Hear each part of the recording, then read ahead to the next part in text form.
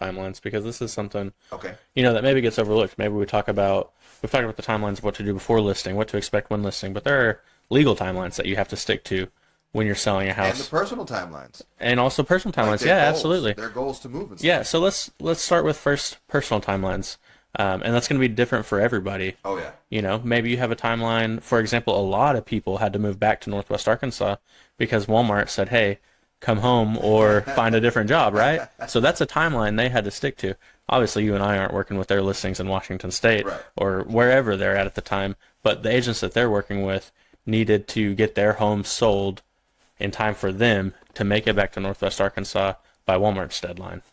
And that's one timeline. And then if that feeds into where there's a contingency for the to purchase, Right. the home that's here, that may not work with the personal timeline of the person who's selling their home. Right. I can't wait for you to sell your home.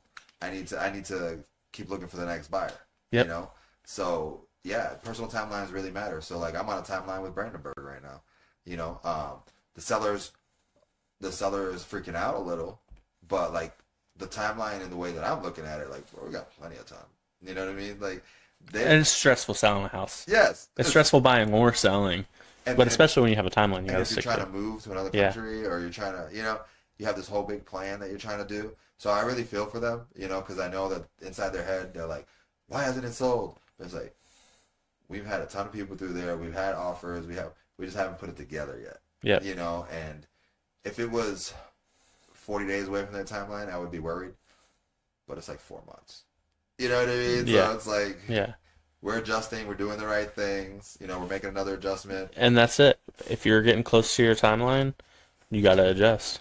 Like if you're moving out of state and you have a contingency on a home that you're purchasing here, then, if your home's not under contract yet, maybe drop the price. You're gonna have to make a move. Yeah. You're gonna have to speed up your timeline. Yep. So